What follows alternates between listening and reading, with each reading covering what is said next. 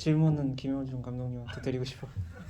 너무 질문은 자르고 붙이기인데. 네. 네, 제가 단편을 극장에서 본 지 얼마 안 됐어요. 일주일 정도밖에 안 됐는데 일단 짧고 강렬한 맛이 있는 것 같아서 제 영화 인생에서 좀 신선한 경험이고 일단은 이 영화에서 가장 큰 사단이 났다고 한 데가 그 카드를 자르다가 이제 어머니 손가락이 잘리는 장면이잖아요. 근데 거기서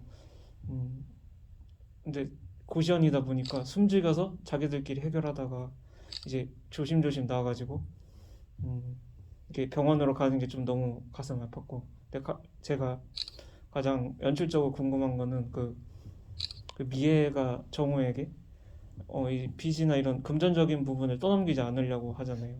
자기가 다 안고 가려고 하고, 그 다음에 또 그 제이한테는 정우가 제이한테는 뭔가 그 작은 고시원 안에서도 이런 이렇게 환상적인 그런 선물을 주면서 뭔가 희망을 선물하고 싶어하는 느낌을 받았는데, 그러고 나서 또 엔딩 부분에서는 갑자기 뛰쳐나가서 약간 공황 장애가 온 것처럼 이렇게 숨을 헐떡이기도 하고, 그런 부분이 좀 궁금합니다. 어떻게 그런 생각을 하셨는지.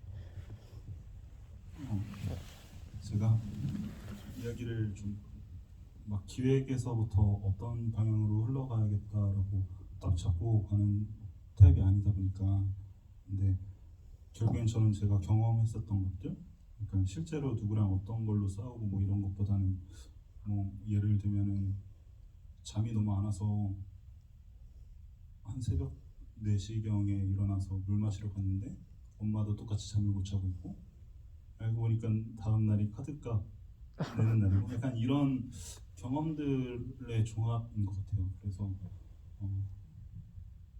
그런 것들을 가지고 이야기를 이리저리 조합을 하다가 실제로 내가 왜 그날 잠을 못 잤는지, 그리고 그때 엄마가 잠을 같이 못 자고 있었던 게 왜 살짝 서글펐지? 약간 이런 뭔가 의문에서부터 그걸 찾아가는 과정으로 좀 생각을 해나간 것 같고요. 사실 이 작품도 사실 어머니가 이제 연기도 해주시고 실제로 기획 제작을 도와주셨어요. 무엇보다도 좀 긍정적으로 많이 도움을 주셨는데, 뭐랄까, 제가 느끼기에 저는 저의 뭔가 경제적인 상황이나 뭐 여러 가지로 영화를 사실 뭐 하면 안 되는 뭐 그런 거라고 얘기하면 좀 웃기지만, 저는 좀 그렇게 생각을 혼자 하고 있었는데 저희 어머니는 약간 그거를 좀 어떻게든 하게끔 좀 지원을 해주시고 있었거든요. 약간 그런 것들이 많이 담긴 것 같아요. 네, 참고로 서울 독립영화제 대상 수상작입니다. 네, 저런 거 보시면.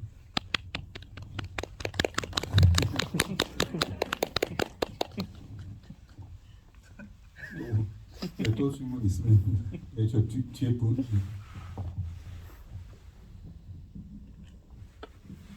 제가 궁금한 게 많아가지고 예, 다 질문하십시오. 시간 많습니다. 어나타운과 자르보치 각각 질문이 있는데요.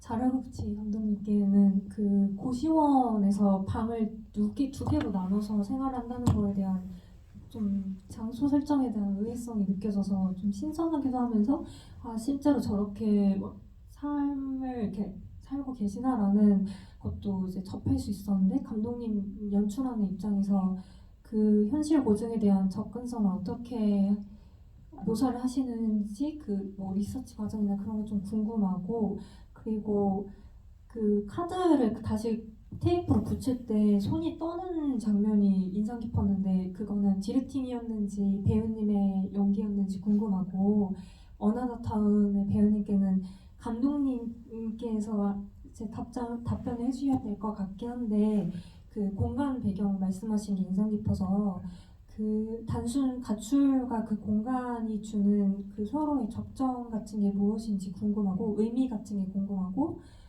그 마지막 엔딩에서 빛이 다가올 때의 아이, 그 장면의 의미가 궁금합니다. 고시원이라든지 이런 소재 그리고 공간들도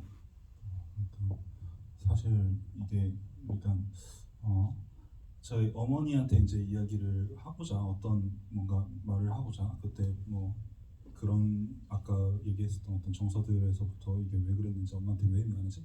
해서 엄마한테 고맙다고 얘기하려고 사실 영화를 하면서도 그걸 그 시나리오를 쓰는 당시에 제가 사실 혼자 이제 영화를 하겠다고 고시원 생활을 좀 하고 있었거든요.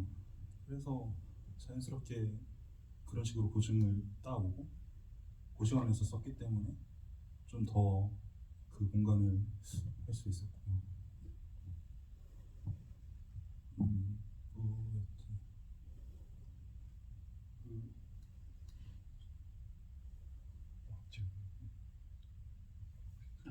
다음 질문이요. 두 번째 질문 저한테 여쭤보세요.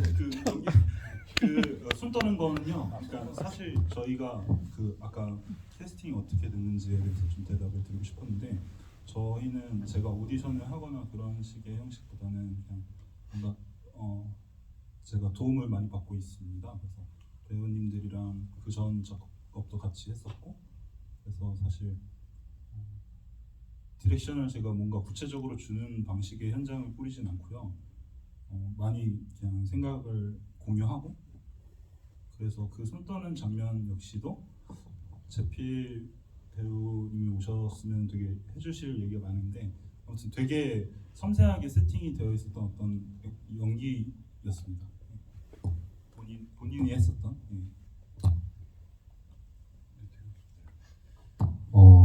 일단 뭐 감독님 그 윤동기 감독님하고 여러 다른 상영 장소에 가서 지휘를 했던 적이 있었는데 그때 좀 비슷한 질문을 받았었던 기억이 있었어요.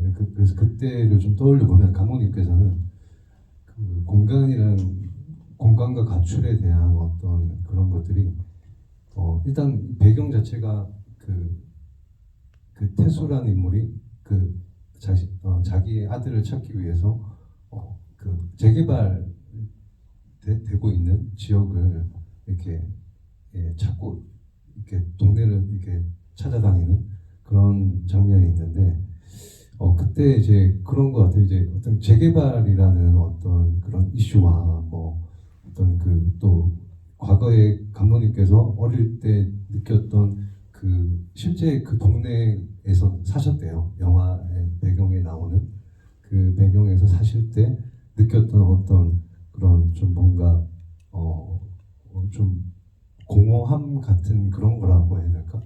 그런 것들이 좀 어떤 가출이라는 어떤 그런 것, 그러니까 그런 단어와 그 의미와 좀 뭔가 연계되는 부분이 있다라고 말씀을 하셨던 기억이 나고, 그리고 마지막 빛에 대한 느낌은 이거는 그냥 제가 태수라는 인물을 연기하면서 느꼈던 거는 그냥 저는 그런 것 같아요. 그냥 그 아들이 실제 어쩌면 저는 그렇게 생각했었어요. 그러니까 아들이라는 존재가 유령이라고 생각을 했었고 애초에 없었던 인물이고 하지만 어떤 뭔가 태수의 어떤 트라우마나 이런 것들 때문에 그 트라우마를 벗어나지 못하는 어떤 태수의 심정을 좀 그런 어떤 아이의 어떤 모습이나 그런 것들로 좀 상징적으로 표현한 게 아닐까. 그래서 마지막에 빛의 그 손전등을 비추는 어떤 그런 것들은 좀 어떤 자책하는 느낌에 대한 좀 뭐 그런 걸, 그러니까 자책과 뭐 어쩌면 또 한편으로는 그러니까 희망인데 뭔가 좀 벗어날 수 있는 어떤 그런 느낌이라고 해야 될까요? 그런 어떤 자신의 자책에 대해서 그런 감정으로 저는 느꼈었습니다. 네. 그 이원희 배우님은 되게 시종일관 웃는 듯 하면서 뭔가 눈은 다른 걸 말하는 것 같은 모호한 그런 연기 톤 잡는 게 되게 어려웠을 것 같은데 이렇게 현장에서 본인 연기를 이렇게 미세하게 뭐 이렇게 테이크 갔을 때마다 이렇게 모니터를 보시면서 뭐 어떤 조정을 하셨는지 아니면 그 톤을 감독님이 완전히 본인이 생각했던 이미지랑 딱 맞다고 하는데 그런 걸 어떻게 찾아갔는지 궁금합니다. 일단 제가 원래 약간 능글거리는 그런 에너지를 가지고 있는데 여튼 그 역할만큼 그렇게 심하진 않아서 그거 제가 가지고 있는 거를 좀 이렇게 더 200% 쓰려고 그런 공부는 했었고, 그리고 그냥 진짜 뭐 다 마냥 나라면 여튼 저는 알고 갔다라고 생각을 했고, 뭔가 마지막이니까 좀 좋게 이렇게 가려고 했는데, 그래도 여튼 상대가 얘기했을 때 제가 그러지 못하는 마음들이 있잖아요. 그런 대사를 들었을 때 여튼 또 예은 누나가 워낙 또 잘하고 하니까 듣기만 했는데 뭔가 그런 눈들이 나왔던 것 같습니다. 또 세핑에서 음악이 되게 반복적으로 같은 테마, 이제 음악이 적절하게 되게 잘 쓰여 있는데 그 음악은 뭐 어떤 느낌으로 삽입하셨는지. 일단 음악은 따로 제작은 한 게 아니고 그 기존에 있던 음악을 찾아서 넣은 건데요. 저도 그 음악이 같은 음악이 3번이 나오거든요. 그래서 저도 좀 다른 음악을 넣고 싶었는데 다른 거 넣으니까 좀 마땅히 딱 어울리는 게 생각이 나지 않아서 하나를 그냥 넣었습니다. 그 자르고 붙이기에서 보면 옆방에서 이렇게 놓고 하는 소리가 되게 긴장도 주면서 뭔가 이들이 처한 어떤 그 현실을 가장 잘 드러내는 어떤 그 소리 같이 느껴졌는데, 그런 부분들하고 또 이게 약간 동물적인 걸로 보면은 엄마하고 아들하고 뭔가 서열 싸움 하듯이 하다가 마지막에 아들이라고 호명하면서 이렇게 뭔가 다시 가족이 이렇게 원래대로 이렇게 정착된 느낌으로 끝나는데, 그 사운드 부분하고 뭐 그런 다른 얘기 더 해주시면 좋겠습니다.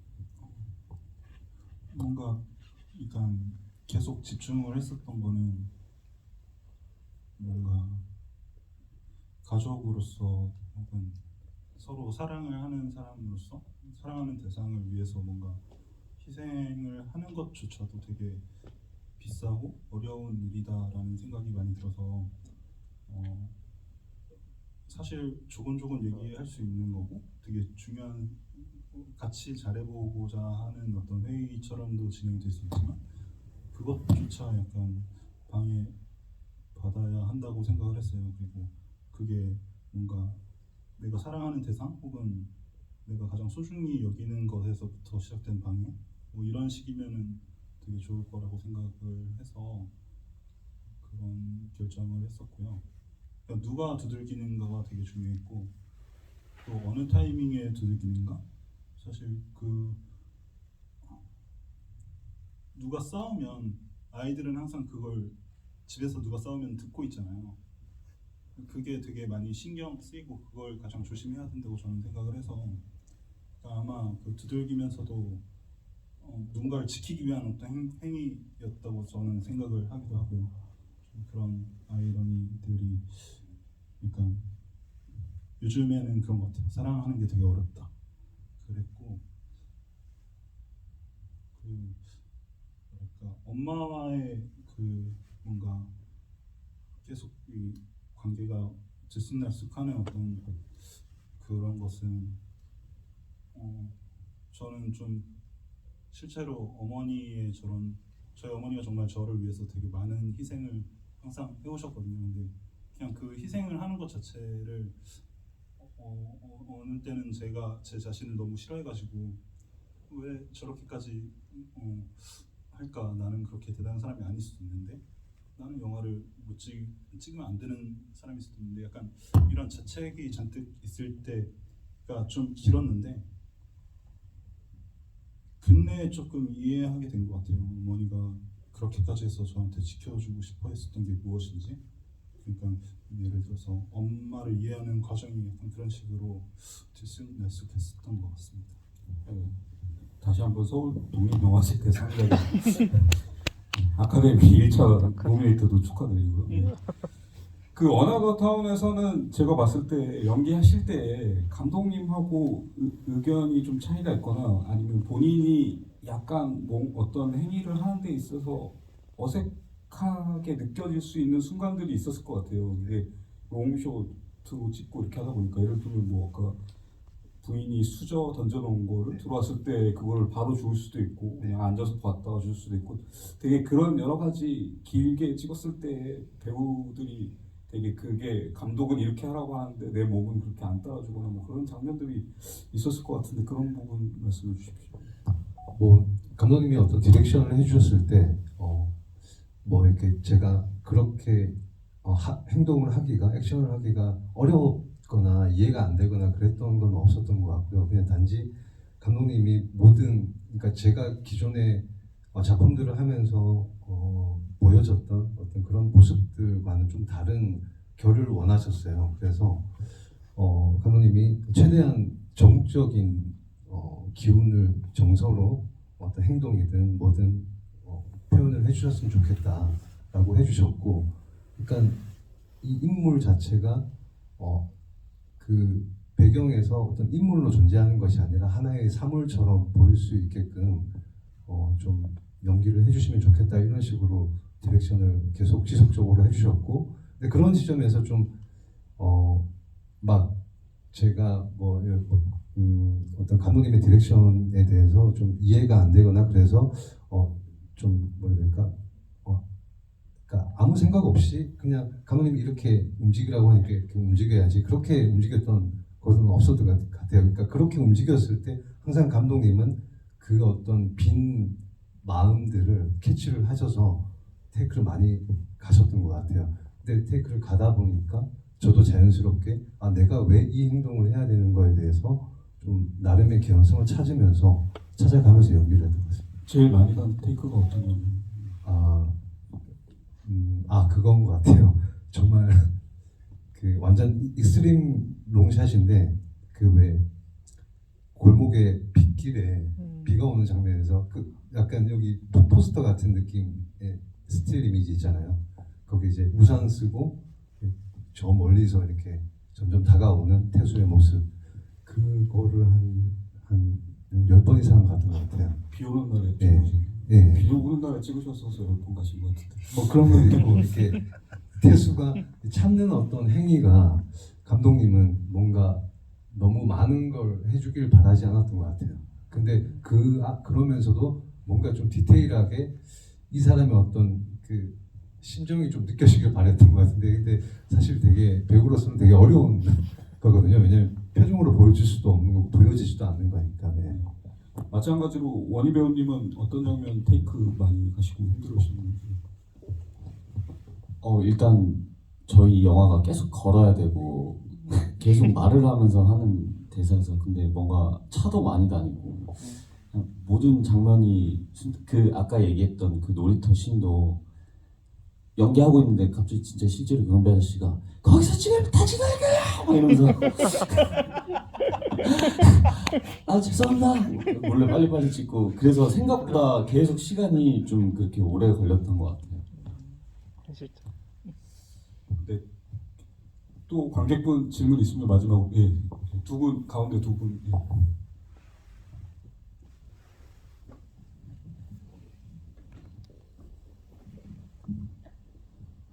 네, 저는 세핑의 이원희 배우님께 질문이 있는데, 극에는 나와 있지 않은 내용인데, 그 당근마켓에서 전 애인한테 선물 준 뭐 신발을 봤을 때, 그때 느낀 감정이나 그렇게 해서 만나러 갔을 때 어떤 심정으로 마주하면서 그런 식으로 감정을 잡았는지 그것 좀 여쭤보고 싶습니다. 일단 어쨌든 연기를 하려면 제가 미리 정보를 알고 있어야 되니까 저는 개인적으로 이미 다 알고 있는 상황이고 결혼까지 다 한 상황이라고 이미 저는 그냥 그렇게 생각하고 연기를 했고요. 최대한 쿨해 보여야지. 그치만 그렇지 못하겠지라는 그런 마음이 제일 클 것 같아서 뭔가 일단 쿨하게 생각해야지. 상황에 집중해야지. 대신 쿨해져야지 라고 생각했는데 안녕 뭐 이렇게 됐던 것 같아요.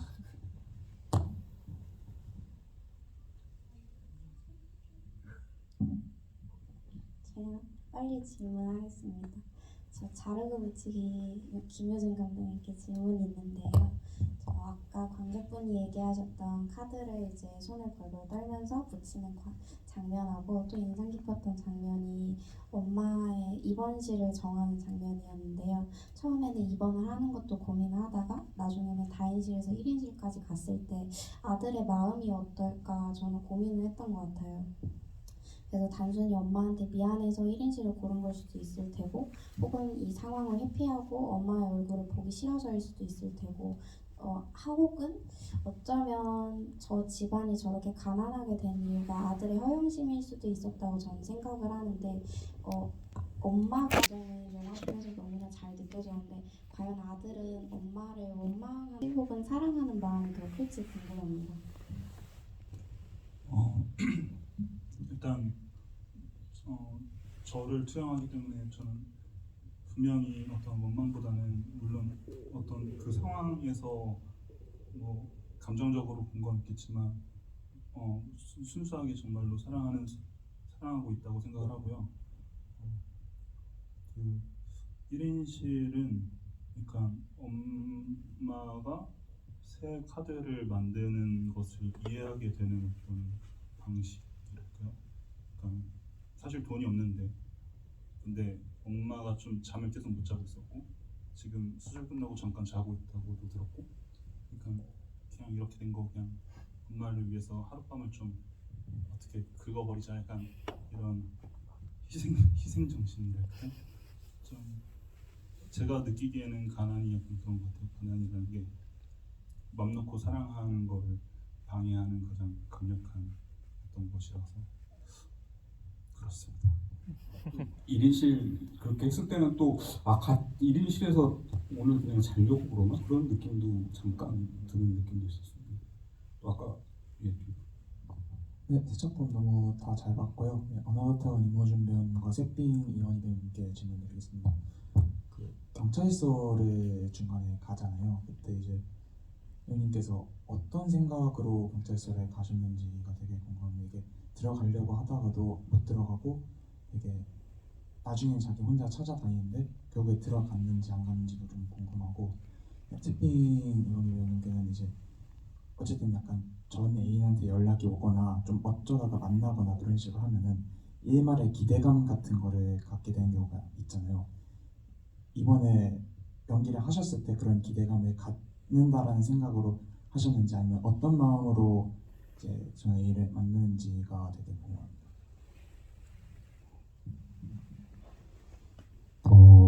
사실 그 경찰서 장면은 그때 이제 한참 코로나가 이제 있을 때